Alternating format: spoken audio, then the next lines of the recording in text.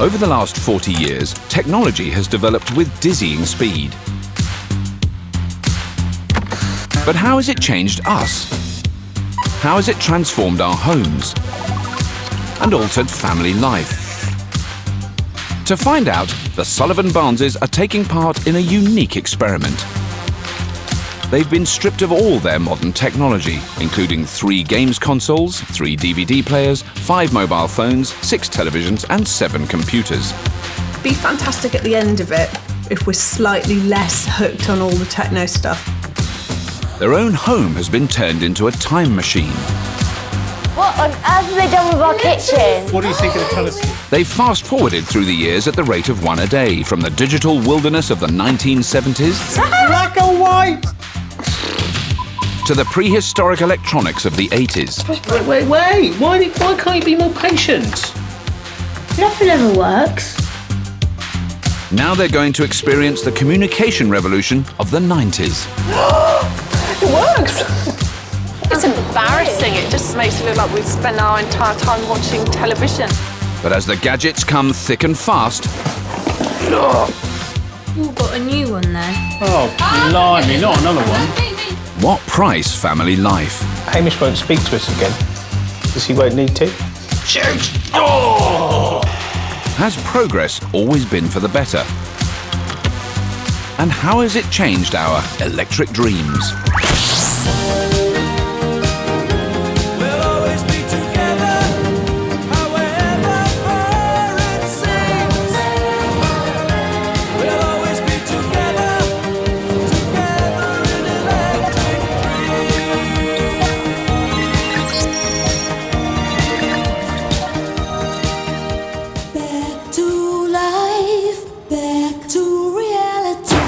The Sullivan Barnes family are having their last breakfast of the 1980s. After a decade of technological disappointments, gadget freak Adam is enthusiastic about the 90s. There'll be more games, there'll be more computing stuff, there'll be better TV, and we'll be back to the old world of hardly speaking to each other, probably. Mum Georgie is worried about the impact of ever more technology on her family. There's bound to be more distractions that pull people further away. Toddler Jude is too young to comment, but Adam's daughter Steph and Georgie's children Ellie and Hamish are about to return to the decade in which they were born. Not that they actually remember it. I have had the experience of the 80s, I've had the experience of the 2000s, so basically it's just in between. So I do kind of know what it's going to be like. But the 90s may hold surprises for them all. Throughout their experience, the family have had their very own technical support team. They've arrived to take the technology in the house from the 80s to the 90s. And they've got their work cut out.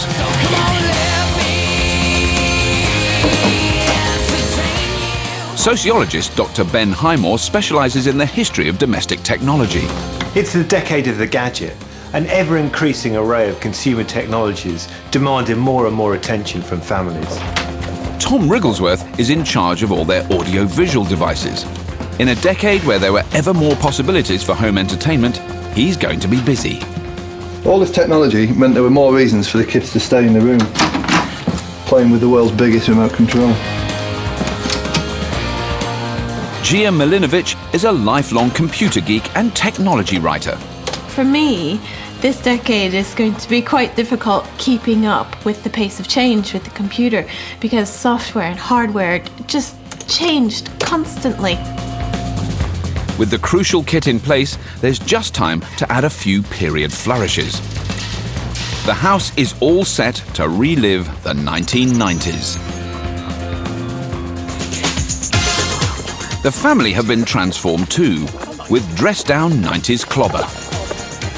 But they have no idea what's now waiting for them behind their own front door.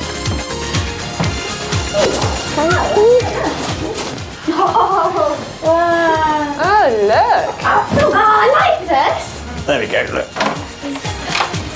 This is much nicer than the 80s. The 80s chintz has been well and truly chucked.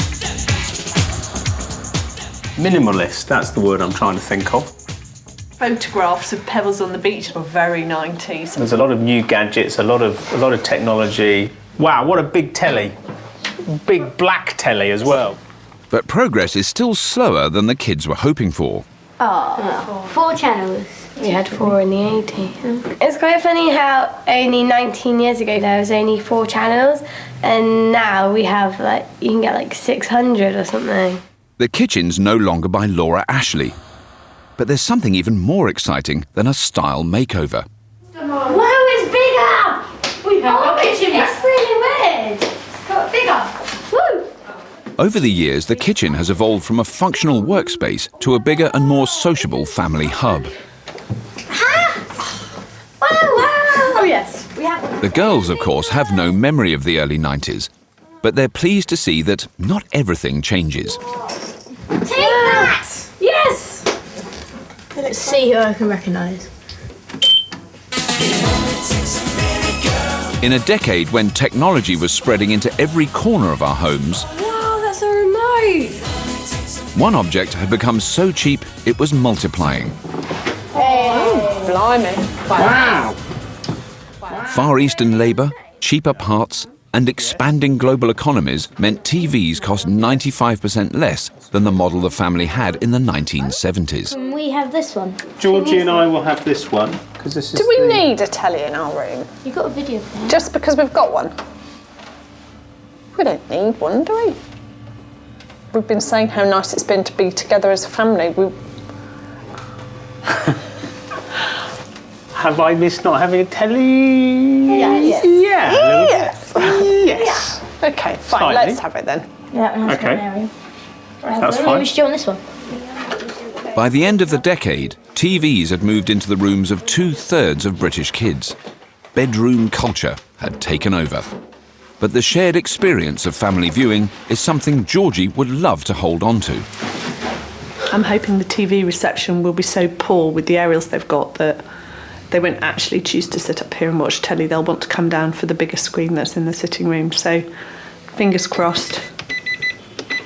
The fax machine had also become cheap enough to spread from the office into the home. Oh, Wait, don't answer it. It might be a fax machine. Now a home phone line could be used to telework, a popular 90s concept that promised we could all work from home. Oh, it goes. stand back.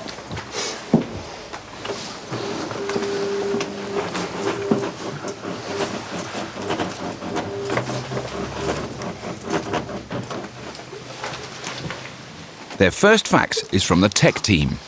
We look forward to celebrating the new millennium with you at the end of the decade and suggest that you use all the 90s technology at your disposal to plan your own Millennium party. What's a Millennium party? It's like the biggest ever New Year's Eve party. People spent a lot of money making it a really exciting night. 90s consumer culture was driven more than ever before by exhaustive market research. In the spirit of the times, the tech teams turned the family into a focus group. They're being asked what gadgets they'd like to have delivered to their door. The thing to do will be to shout out things that you think, technology-wise, we should be having in the 90s. Remote control cars and boats and planes. Rollerblades. Games consoles. Electric scooters. What about computers? Mobiles. Satellite TV. Though the children can barely remember the decade, they know exactly what they want.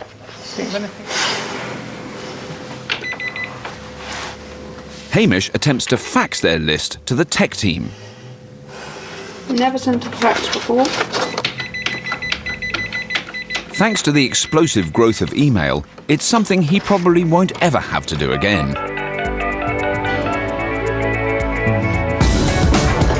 On the other side of Reading, the tech team are in their workshop.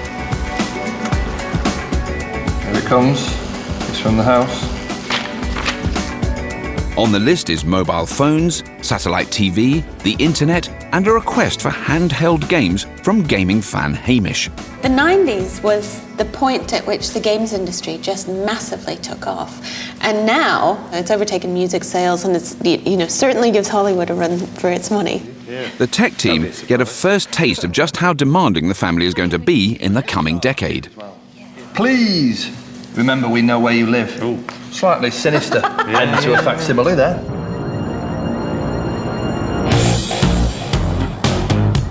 Early evening and time to settle down to watch some television. Or rather, some televisions. Good evening and welcome. Tonight, Margaret Thatcher left 10 Downing Street for the last time.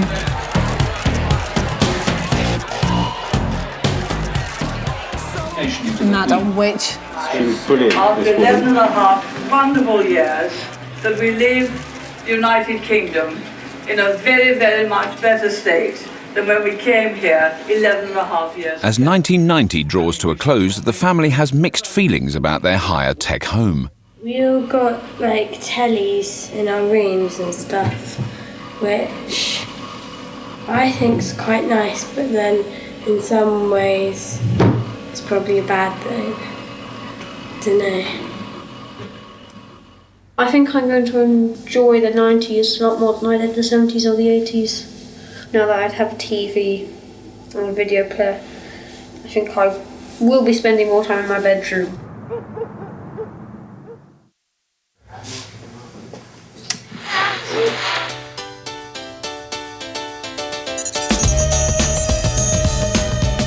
A new day, and for the Sullivan Barnes family, it's 1991.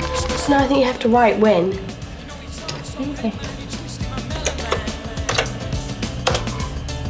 Oh, nice one. Attacked military targets in Iraq and Baghdad last night.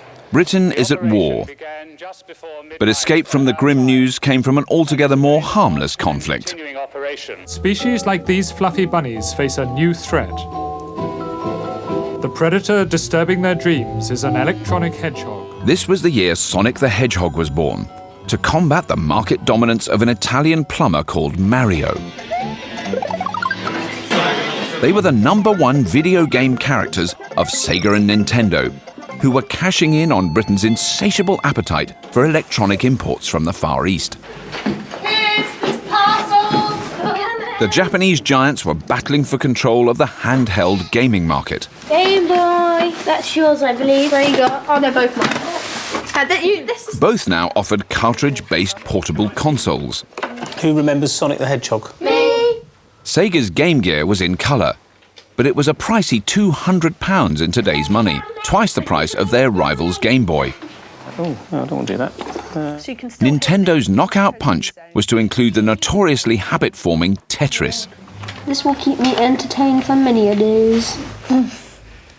The nation agreed, and by the end of 1991, 800,000 Britons had one. We'd never known technology so portable, addictive, and antisocial. I think it is pretty sad, don't you? I don't know.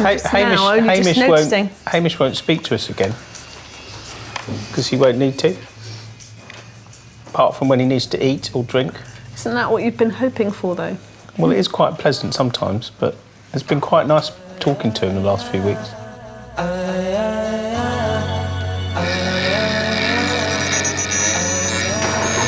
It's 1992, and even more home entertainment is on the way. This was the year B-Sky B bought up the Premiership. And for the first time, Britain started signing up to satellite TV in significant numbers. 1992, and I've got you satellite dish. Wow, look at the size of that. Satellite TV. Yeah, it's huge. Where should we put it? You want to make a statement, don't you, with it? A statement? No, God, I don't want it on the side of the house. Really? No. It's a bit council house, that's the problem. Really? Yeah. You worry about the neighbours? Yeah. Adam's concerns were very typical of the time. We call them architectural acne down here, and when they sprout out, as acne does, they are very unattractive. In the 1980s, technology was a status symbol, and showing it off told the world you were rich. But 90s high-tech was increasingly affordable for everyone, and suddenly your choices could tell a different story. It's totally out of place. I really don't believe it should be there in full frontal of a period building. What's going on then? It just says couch potato to me. Really? Right. I'm slightly embarrassed that it's in full view of the road. It's a lot bigger and uglier than I actually remember. I think this is definitely the slippery slope. Satellite telly is just such a mind drain, waste of time. Georgie needn't worry. The giant dish has changed the house on the outside, but it won't change their viewing habits on the inside much just yet. In 1992, it would deliver a meager 5 extra channels. I'll get it. The family's fax to the tech team also requested mobile phones. But in 1992, mobiles were still far too expensive for the non-business user. So they've been sent a cheaper alternative. The pager. What are pages? It is beat. What are they? Already a workplace success, this messaging technology looked like it might catch on for personal use too. It's quite neat, isn't it? Makes me feel like a drug dealer. The family need to go shopping for their Millennium party. They pile into their family-friendly 90s people carrier, taking their pagers with them.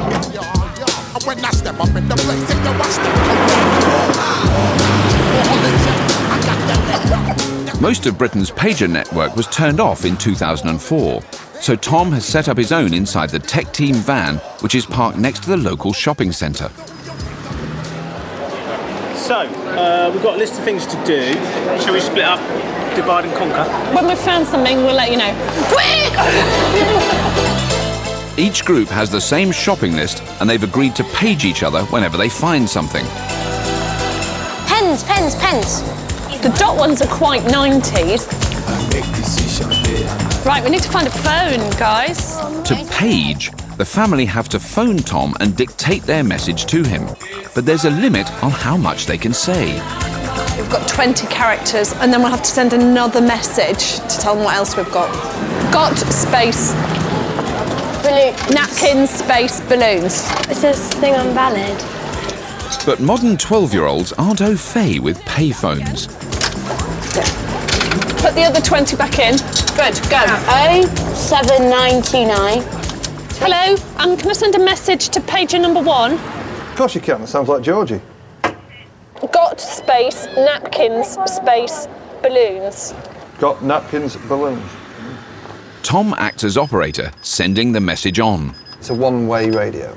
So when you type in the message in the page number here, you press send, and it just sends radio one way to the pages. So all the pages are little radio receivers.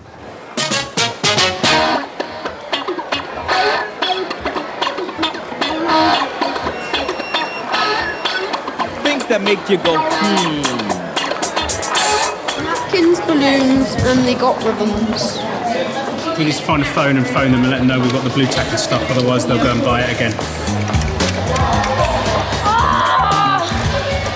I will kick them. Wait, no. I'll just use credit card. Piece of junk. Let's go find another payphone. In the 90s, there would have been a whole bank of phones there. It's got communication mad in here. Got space, blue tack, space scissors. The girls are having no problem with the system. Or they got blue tack and scissors, which is what we've got. Oh no. So please buy crepe paper and pipe cleaners. Where are we going to get those from?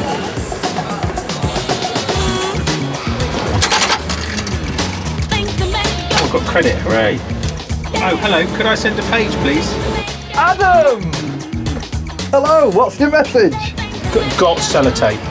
Excellent, thanks for your message, Adam. That's winging its way over immediately. Thanks, Tom. things that make you go, It just reminds me that when we didn't have mobiles, we used to be a bit more organised. pages did grow and grow in popularity throughout the 90s, but they were pretty much killed off as far as Joe Public's concerned when the GSM network got extremely reliable, a lot cheaper, and then ultimately, of course, text messaging kicked off. Hi, where have you been? You said pipe cleaners, we got... Martini glass ×2. You said crepe paper. If I can find We it. got...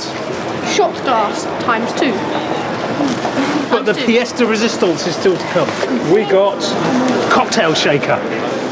Why? None of that's on the list. Why have you got all that junk? We don't need any of that. You can take that back.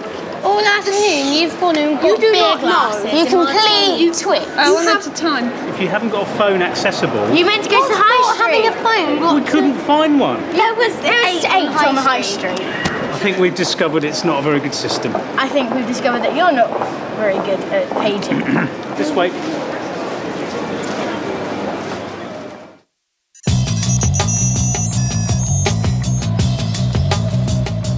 '90s technology gave us more and more choices for entertainment at home. And '90s families spent more and more time indoors.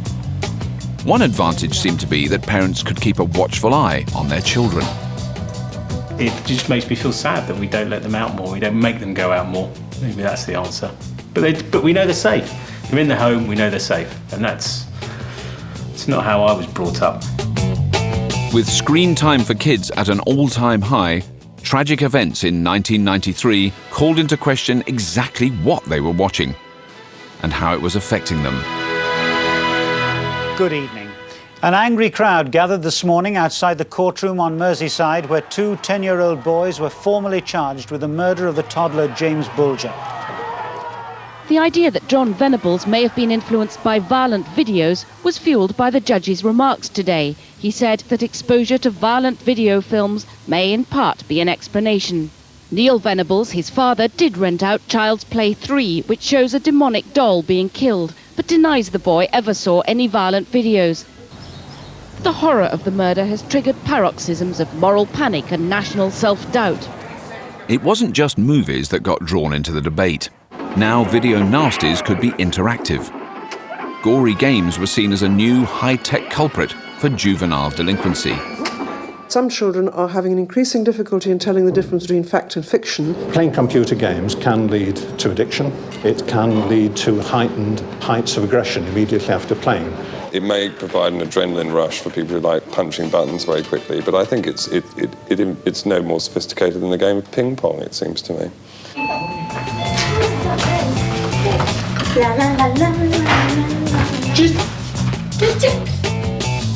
Although this morning's delivery of gaming consoles may seem harmless, Sega. Oh, we have a Sega. 16-bit. Can I have one in my room? Possibly. the tech team have felt the need to send in a parental advisory note. We feel that it's our responsibility in 1993 to ask you to take a look at the games we've included and make sure you are happy with their content before you give them to the children. You might want to check out Mortal Kombat. That doesn't sound great. What is that?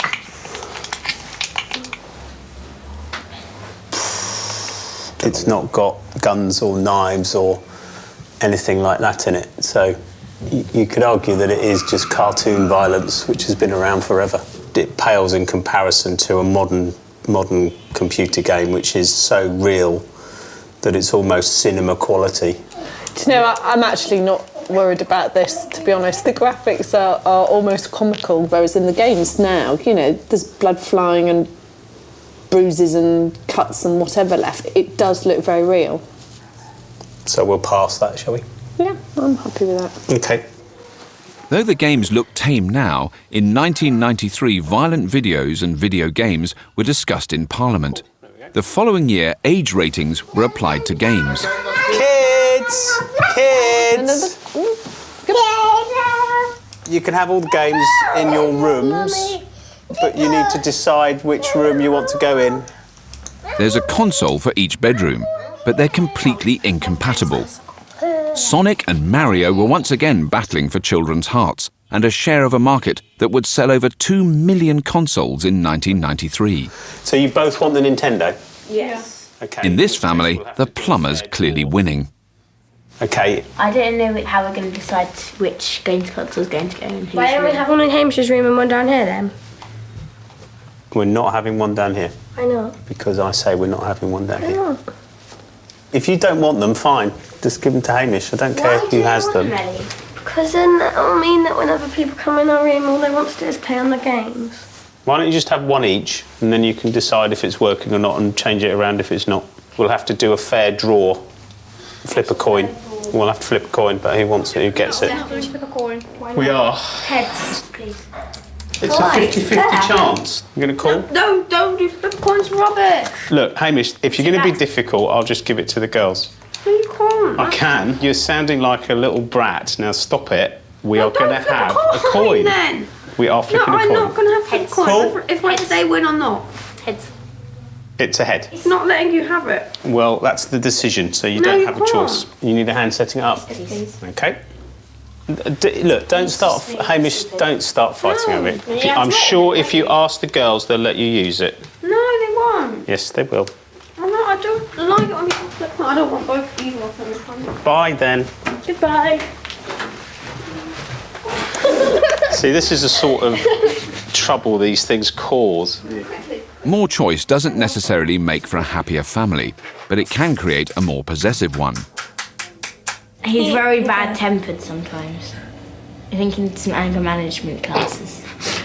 Should we move the video player because it's not really helping? Whenever the doorbell rings and there's a parcel and it's something we haven't had for ages, you can just tell, oh no, it's a whole new argument coming.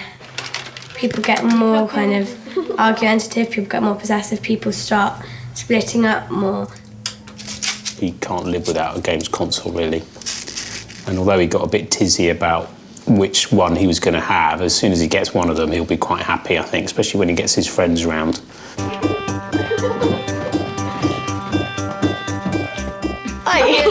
not supposed to go in there. I died. You've got me trapped against the wall. It's cheating. Yeah.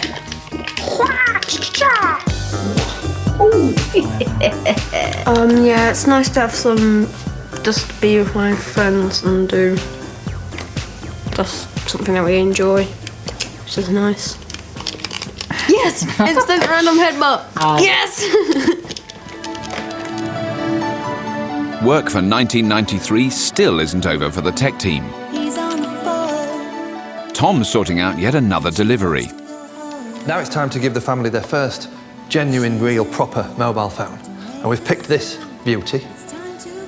These would have been the toy of the execs and the yuppies and the flashy people. In the era of pre-digital mobile phones, owning a brick was as much about looking the business as making business sense. The phones were expensive, heavy, and offered limited coverage. Great for showing off, rubbish for reception.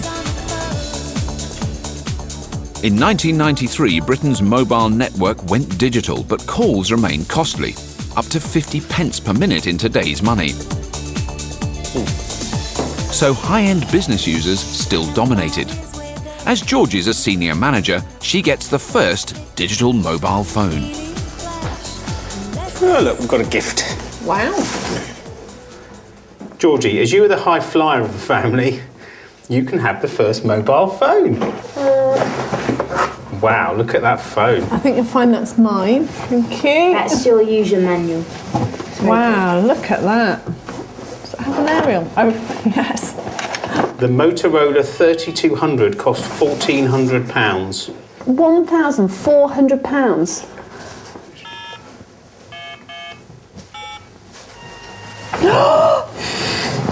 It works! Oh, wow. How scary. How much do you think that cost? What's it like having a mobile again? It looks different, it feels different, and it feels exciting because we've had nothing equivalent to a mobile at all. So it feels really exciting. But do you know what I most love? What? Having something that you're a little bit jealous of. No. The early 90s mobile is living up to its reputation as a status symbol. You most like being called a high flyer, don't you? Well, you are. No, you really resent that, don't you? You totally I don't. resent No, it. I don't. But Adam's got his own gadget to gloat over. One of the first ever consumer digital cameras.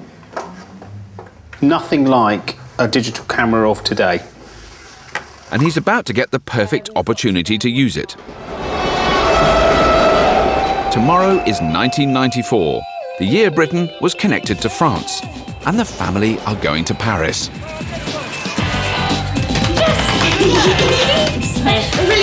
Really exciting. We're going to Paris tomorrow. Parlez-vous français?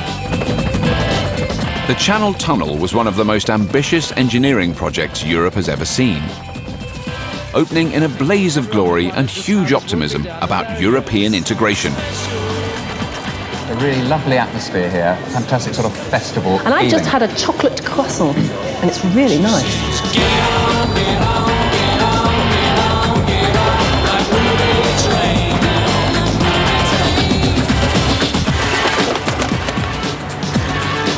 Adam and Georgie now possess early versions of modern must-haves. Select service. But they are a far cry from today's slim, slick and ubiquitous camera phones. No one's phoned me. I think maybe that big metal thing's interfering with it. We might get better reception somewhere else. Actually, she won't. The tech team have made sure of that, because in 1994, no one could automatically make calls from abroad. Will Adam fare better with the camera? No, you have to go that way. You have to go that way.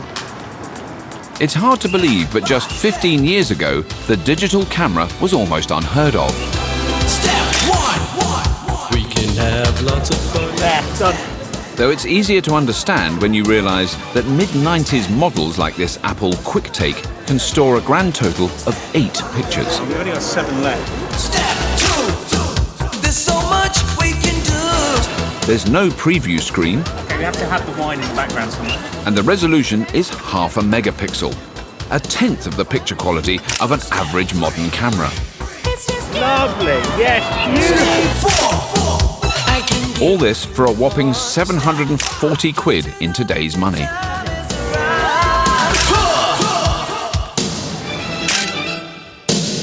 It's very hard to tell if you've taken the picture. It's very hard to see, and you can't preview it. The camera's rubbish. He looks quite French. Excusez-moi. Step by step. Bye-bye. Yes, I do, girl. That's it now. All 8 gone. Really? That's 8 taken. Oh, wow. All done. At home, there's a replacement computer waiting for them so they can take a look at Adam's handiwork. Oh, here we go. Look at that. It could be us, even. As 1994 draws to a close, it's clear that the pace of change is becoming pretty exhausting. Oh, wait, when he's finished.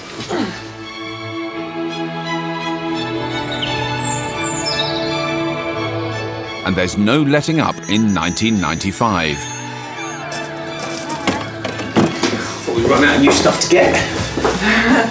Before Georgie and Adam can leave for the office, the office has come to them. Size of that. Feeding the dream of flexible working, business technology was becoming portable. Tiny. It was hoped that you could work anywhere. It's got a proper aerial as well, look. Look at that. A real aerial that you have to pull up and sort of as though it was a real intent. So you have a real intent. You have got to make a call. I've got to pull the aerial up. Look at that. But Adam's aerial's just for show, because it was thought that consumers wouldn't buy a phone without one. Hey, I'm going to look cool at work today with this.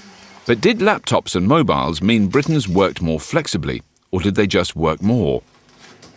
By 1995, we worked longer hours than anyone else in Europe.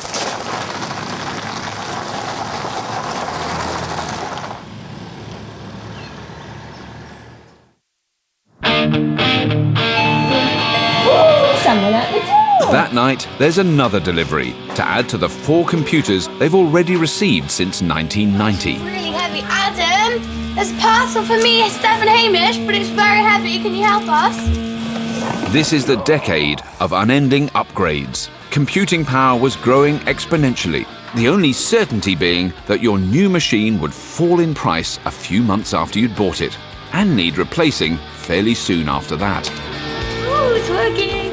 The Sullivan Barnes' latest pride and joy has new software, but it's still not what they want. It's got the internet. Internet tools. Ooh, it's got internet. It won't have the internet because it's not connected to a phone line. Instead, the girls will have to make do with interactive CD-ROMs for their homework. Search for how to survive in the desert because I need to do a leaflet on it.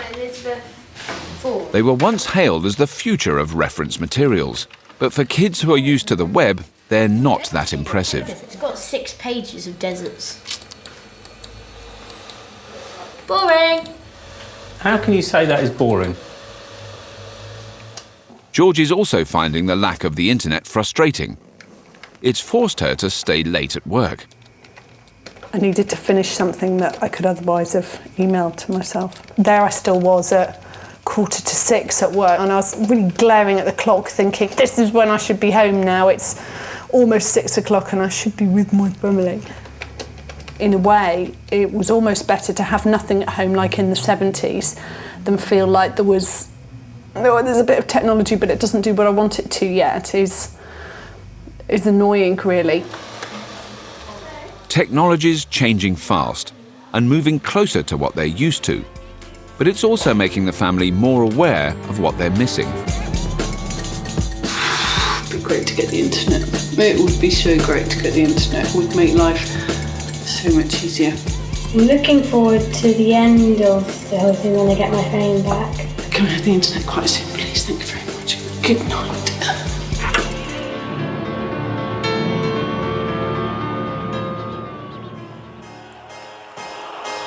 We're not creative enough, and we're not positive enough. It's 1996, Britain's reaching fever pitch. And laddish behaviour wasn't confined to football. It was all over popular culture. Hello. Hi, Adam. Today's delivery was the favourite gadget of the 90s new lad. And it comes with its own expert, technology journalist Keith Stewart. So I brought with me a Sony PlayStation. Wow! And lots of games. It's about time the adults got some fun as well. Well, I don't know how to work your ancient television. The little grey box wasn't cheap, costing over £500 in today's money. But 20-somethings in the mid-90s were marrying and having kids later than ever before, leaving them with more money and more time to play. Tomb Raider was a really important game. Obviously, it's a female lead character. She's a well-proportioned girl, isn't she? What Lara Croft was doing was tapping into this kind of idea of kidulthood. 20-something lads who were reading Loaded and FHM weren't really interested in plumbers with moustaches or blue hedgehogs. Though Sony were complete newcomers to the games industry, by marketing the console as a lifestyle accessory to adults, they soon outsold Sega and Nintendo. The PlayStation now makes more money for the electronics giant than all their other consumer products combined. Yeah, Hamish, what do you think? It's better than the Sega. This is my console, though. But you're all right with that, aren't you? If this is mine. What? No, it's not fair. Why isn't it fair? I have to share. Adam won't share with Hamish, but he does want to show off his retro toy to some other boys. Come on in. Games for us to play then? Yeah. Why don't you guys start and I'll get you some beer? We don't have to be Man United. Oh, hang on. That's me doing that. Right, I'm not doing anything. Am I? Or am I? Well, what do you have to do to actually kick the ball? It slowly dawns on them that they're not actually playing the game at all. It's still in demo mode. Hamish! Hamish! Hamish was just a year old in 1996, but he knows how to sort out the problem. So your answer is switch it on and off? Now you. Okay, now you. Go over there. Yes. Okay. Loading game, right, bring it on. I will be the Germans. I'll lose. Wunderbar. Was that David? All right, Hamish, it's lads' night now, so you can clear off, all right? Hamish, haven't you got homework to do? Life in the 70s, 80s and 90s has given the family something they don't normally have in modern life, a shared living room. No, we're having pizza, so we'll see you later. But Adam seems to be reintroducing 21st century protocol, where the living room is an adults-only space in which he keeps his own games console. This isn't an adult's room. Yes, it is. It is tonight, because it's not an adult's room. me and my mates. Glad man. Thank you, goodbye. Trying not to save. I definitely don't want to have a games console in the sitting room. And it does feel quite exclusive, Adam being in there with his mates having a good time. There's nothing done this time. I guess to a degree this is what I've been dreading. Lots of different entertainment media choices around the house and everybody being off doing their own thing. Because we've got like loads and loads of new technology and loads of different things. Everyone's going off to their own rooms, or they're not like mixing with everyone.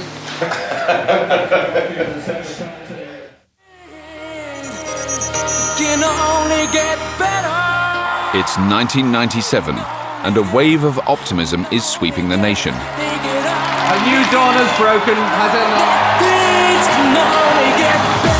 The UK has its youngest Prime Minister, and while Tony's entertaining Cool Britannia, the family are entertaining themselves.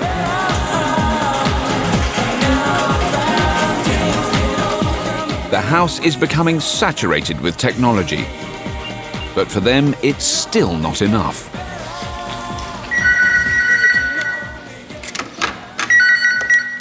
Hello, tech team. Hi, it's Ellie. Oh, hello, Ellie. Hi, I'm calling to say that I would like to get a mobile phone before the end of the 90s. You need to know, Ellie, that even by the year 2000, only 17% of youngsters had mobile phones. If we were to give you a mobile phone now, people would just think that you've mugged a yuppie. The kids are impatient for the technology they know must be just around the corner. Hello? Ellie and me would really like the internet. Are you really missing it? Yes. I had some homework and I really needed the internet and I couldn't use it, so... What year do you reckon we'll get it in? I might spring it on you. Steph has asked for the internet, but what she really wants is the websites that make up the World Wide Web. In 1997, the number of Britons online was gathering pace, and 6 million were already surfing. Although that's a far cry from the 45 million internet users today, Gia thinks it's time for the Sullivan-Barnes family to get connected. So she heads to CERN in Geneva. The world-famous research centre for physics also happens to be where the World Wide Web was born. This is the corridor in which it all happened. All these other people. Robert Caillot worked here alongside British scientist Tim Berners-Lee. Tim's office was here. Together, they developed a system that would allow everyone to use the internet. I see the plaque there where the web was born. Of course, very, very few people who visit CERN ever come here. Exactly. But it's here. And we know it's here. The internet was born in the 1960s in America, out of a military plan to link up computers in order to withstand a nuclear attack. Email began in the 1970s, but until the 90s it was used almost exclusively by the academic community. Berners-Lee had a vision for a service that would hide the underlying complexity of the internet so that anyone could use it. We called it World Wide Web before the first line of code was written. As a service on the internet, it was either going to take off and become worldwide, de facto, or it was going to be a complete flop. Caillot saw the potential in Berners-Lee's original proposal, but others at CERN weren't so sure. This was Tim Berners-Lee's Original. first proposal. Yes, Tim's boss, Mike Sendel, had quite some difficulty understanding what it was about. You know, there is even one part here where said, "I don't understand what this interface is," and stuff like that. Here's another note. This is, "I'm not convinced." You know, so, and then he summed it up with the comment, "Vague but exciting." There were alternatives to the World Wide Web, but you had to pay to use them. If we had patented this and asked for royalties, it would have become just yet another network system alongside all the other unsuccessful network systems. But precisely because it was not just completely free, but also published and open, everybody could join. Everybody could look at the code. Everybody could try it out, modify it, add to it. It puts the entire web technology into the public domain for the whole world to use. And I think that was crucial. Krista. Hello. What are you doing here? How lovely to see you. Nice to see you. I've got a present for everyone. It mightn't look like much. Cable. Internet. Oh yeah. There. Okay. Go. My granny still has What does that noise sound like? Darling? Fax. We are giving you the internet circa 1997. And we've slowed it down, so it's not going to be fast like your normal broadband. There are now over 230 million websites on the internet. You're searching. In 1997, there were barely 1.5 million. I've just searched in Bebo, which is like a social networking site, and it's come up with some weird stuff. Very weird stuff. You're not as excited as you were, are you? Was the internet rubbish, do you think? Yes. While commerce seized on the web and dot-com millionaires were made overnight, it allowed everyday users to do something new, to express themselves in a way the whole world could share. Whatever you type onto the screen, it will turn it into a web page. This is really, really easy to use. It is really easy to use. Good luck and have fun.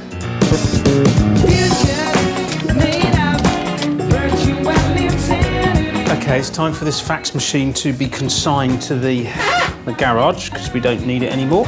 Email has arrived.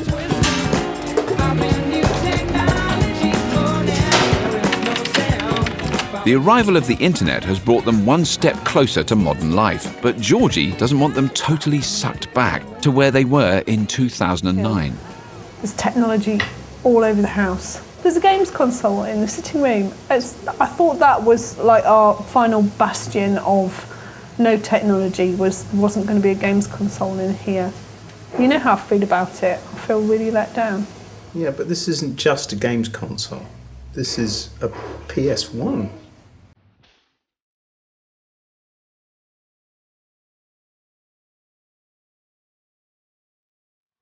"1998 is here, and the tech team have taken pity on the children.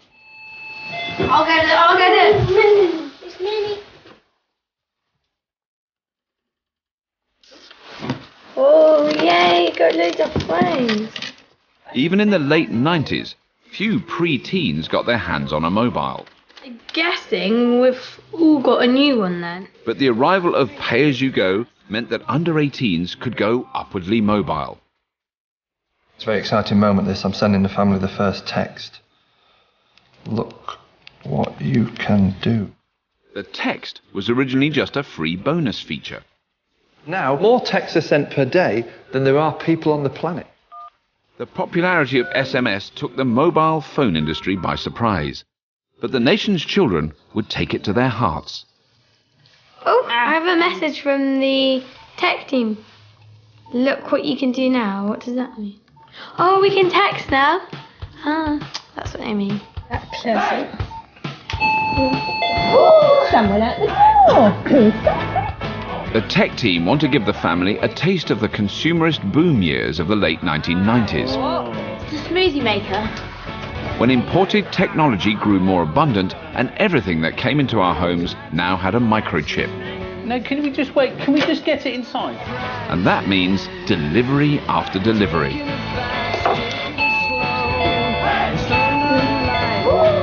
Oh, blimey, not another one. You got the instructions? Yep. Oh, 3/4 of a cup. Isn't it important to get the ingredients just right in bread? So you need to twist it in, and then I think we just go start. But the boom in cheap electronics had its downside. I've got smoothie makers, I've got steamers, I've got little chopping things. It's horrendous. What advantage is that then? Apart from me having to do more plastered washing up. And now it can go. Thanks very much. Off to the garage with it. The family's garage has become a museum of obsolete technology, with the biggest contribution coming from the most recent decade. During the 90s, electronics plummeted in price. Even computers were getting cheaper by 25% every year. Britain may have stopped making much in the way of electronics, but it became great at chucking them away. Now the average modern gadget has a lifespan of just over a year. And the knife block behind you. That looks all right, actually. With only 2 days left in the 1990s, the children are keen to know whether they'll be allowed to use the adults-only living room when they return to normal life. I think it should be a family. I don't see why you feel so hard done by. You've got your own room with your own TV, your own Sky. Why do you want to come into the adult room? Because for the whole thing, you've been saying that it's nice that we've been doing things together. No, Mum's been saying that. So have you. So have you. Hang on. All those in favour of family in the previously known as adult room? Yes. So when there were adults around? Four in favour. And there's someone else in the adult room. The only condition I'd attach is that Georgie and I decide what we're watching in there if there's something on television we want to watch. I'm not backing down from that. No, I think it's a family decision. No way, I'm not backing down from that. Because I'm not going to want to watch Hannah Montana, am I? Neither are we. But if you're just watching things that the rest of us don't want to watch, then it's going to just turn into an Adam room. I think we need to Would you like talk some more about it pasta, after we get through this. Considering how much time and resources we actually dedicate to all the children, it's nice for us to have somewhere that belongs to us, really. It's not a job we do. No, I know it's not a job, but it still happens, and without wanting to sound selfish, maybe it does sound selfish, but I think it's important to have your own little space and time.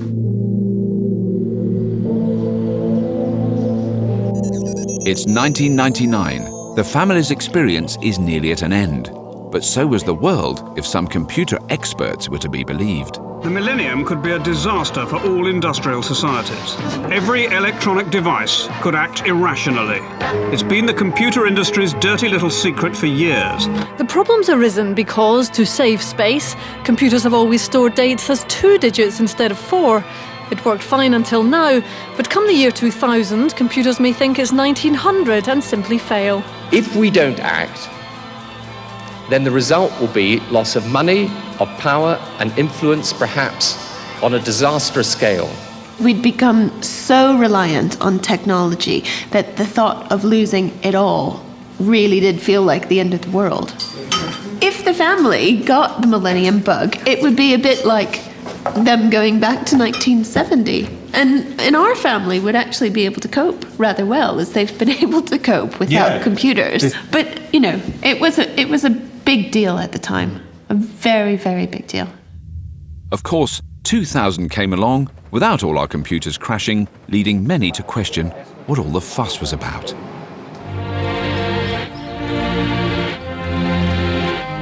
The Sullivan-Barnes family know that their Millennium Party won't be spoiled by global technological meltdown. To entertain tonight's guests, they're cherry-picking from the 30 years of retro gizmos they've accumulated. The widest choice clearly comes from the decade they've just lived through. Getting into the 90s was just gadget after gadget, but technology of the 90s has not been a disappointment to me. It's done what it was supposed to do. Accurate stuff, worked reasonably well, and some of the design was a little bit shonky in modern standards, but generally I thought it was all right, actually. Cheers, Adam! Hello? It's amazing how it's all changed, like from the first mobile phone to being about that big to them now being about that big or smaller. Technology moved through the house and sort of started off in one room and then kind of ferreted its way out to various other parts of the house, and people kind of moved with it. All of a sudden we like split up quite quickly. Still not as much as we did before it. And it has become progressively more a question of territory and ownership and, you know, this is my domain. The tech team don't just bring a bottle to the party. They're making one final delivery. Another toy for the grown-ups. It's the ultimate 90s party accessory. Oh no, it's a karaoke machine! The 90s was the time when there was this blurring between childhood and adulthood, work and home. And it's not really necessarily that there became more of a work-life balance, it's just that work and life and family all came together.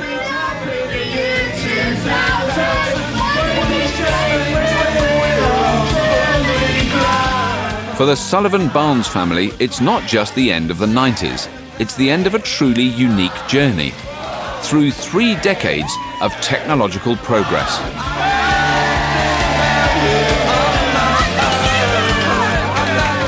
The tech team's work is done. We've had a blast, haven't we? It's been amazing. Thank you, Ben. Have fun in the future. Thanks ever so much, everybody. Now that it's over, it's just like, well, it's all going to go and we're just going to be a normal family again. But when they wake up in 2009, will their technological journey have changed the Sullivan-Barnes family?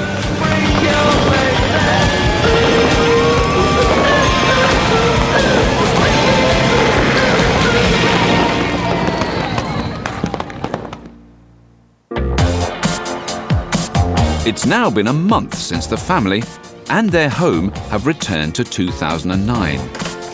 It's great to have all my technology back, I've got to tell you. I like my gadgets. I've always liked my gadgets. I still like my gadgets. Nice to be back in the 21st century.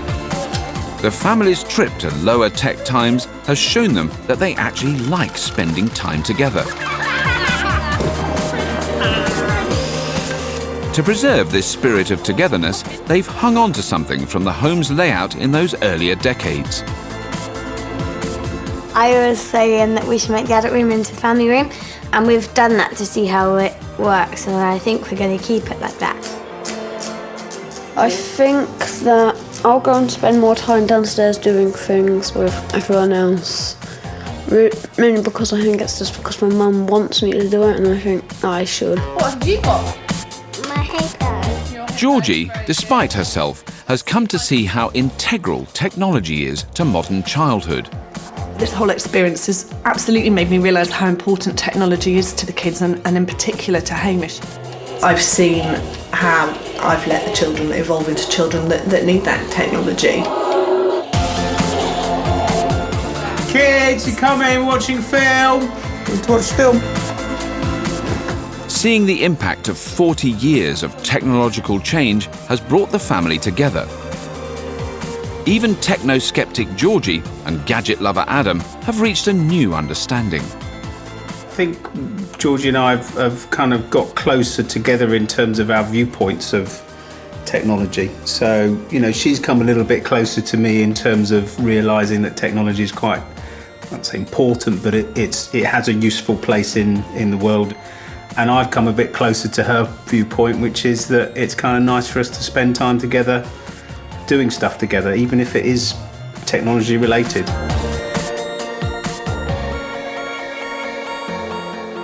And you can continue your journey through the decades online with the BBC and the Open University. Visit bbc.co.uk/Electric Dreams.